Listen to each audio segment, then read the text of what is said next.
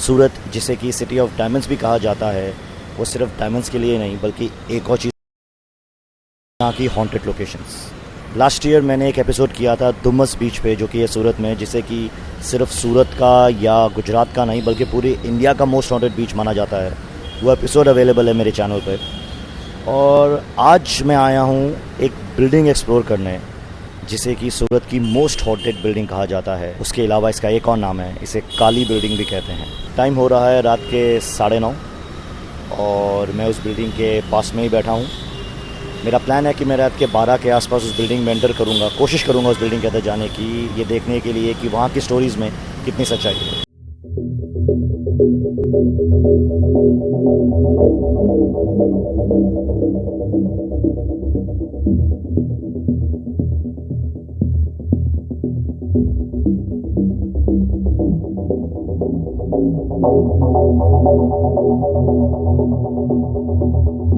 Time हो रहा है रात के 12 और जिस बात का मुझे सबसे ज़्यादा डर था यार, वही हुआ।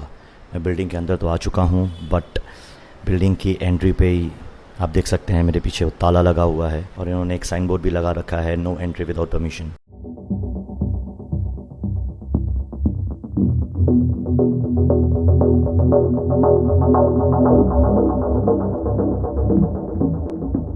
अब अनफॉर्चुनेटली मैं इस बिल्डिंग के अंदर तो नहीं जा पाऊँगा। अंदर तो हूँ खैर, ऊपर वाले फ्लोर्स पे नहीं जा पाऊँगा इन्वेस्टिगेट करने, बट यहीं बैठ के आपके साथ शेयर करता हूँ कि मुझे क्या पता चला। बेसिकली ये बिल्डिंग है आज से 40 साल पुरानी, और जब से ये बिल्डिंग बनी है इसमें कुछ ना कुछ इश्यूज़ ही आ रहे हैं।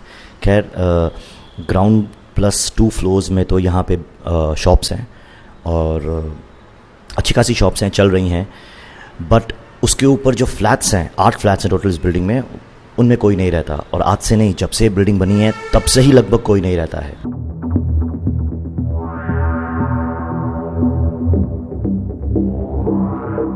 जब ये बिल्डिंग बनी थी तो उसके कुछ टाइम बाद इधर का जो वॉचमैन है उसने सुसाइड कर लिया था इस बिल्डिंग में, और जो लोग शुरू में रहने आए थे उन लोगों को फिर कुछ ना कुछ यहाँ पे पैरानॉर्मल एक्सपीरियंसेस होने लगे और उन लोगों ने छोड़ दिया इस जगह को।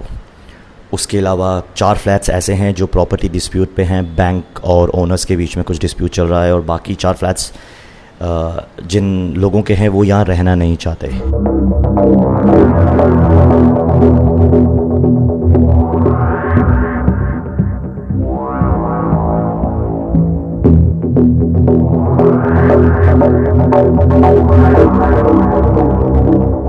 इमेजिन करो रात के तकरीबन 10:30 का टाइम है, आप इस बिल्डिंग के नीचे से गुजर रहे हो और आपको पता है इस बिल्डिंग के बारे में कहा जाता है कि ये हॉन्टेड है, और अचानक से आपके सर पे एक चप्पल गिरती है और आप ऊपर देखते हो तो आपको एक औरत इस बिल्डिंग के 4th फ्लोर की बालकनी के फेंस पे, उसकी रेलिंग पे बैठी दिखाई देती है।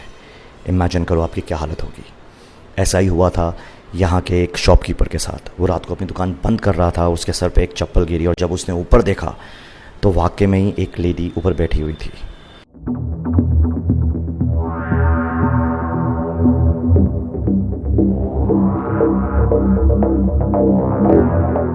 अब सबसे ज़्यादा शॉकिंग बात ये थी कि इस बिल्डिंग पे ताला लगा हुआ है, उसके बावजूद वो लेडी 4th फ्लोर पे थी।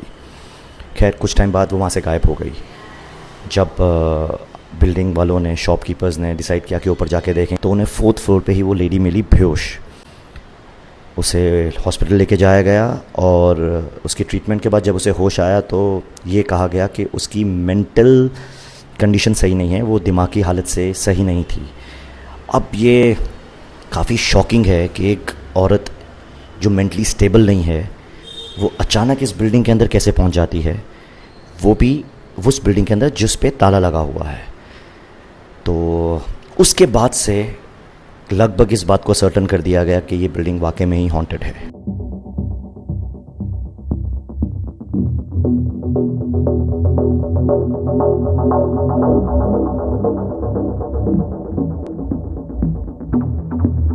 एक और क्रेजी इंसिडेंट हुआ था इस बिल्डिंग में आज से कुछ साल पहले। एक आदमी शाम के टाइम पे यहाँ पे कुछ सामान लेने आया था और अचानक से बिल्डिंग के ऊपर से एक कांच गिरता है जो कि सीधा उसके सर पे आता है और जिस कारण उसका सर लिटरली फूट जाता है।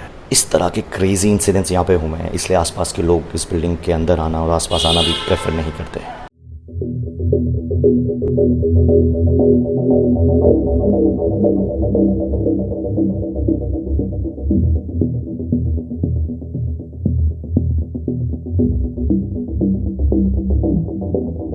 यहाँ की एक और शॉकिंग बात यह है कि ये बिल्डिंग, ये प्रॉपर्टी सूरत की one of the most expensive locations पे है।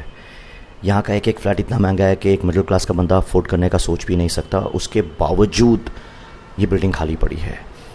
इस एरिया में सारे बड़े ब्रांड्स हैं, ज्वेलरी शोरूम्स हैं, लाउंजेस हैं, बड़े बड़े फूड आउटलेट्स हैं। उसके बावजूद इस बिल्डिंग में कोई नहीं रहता।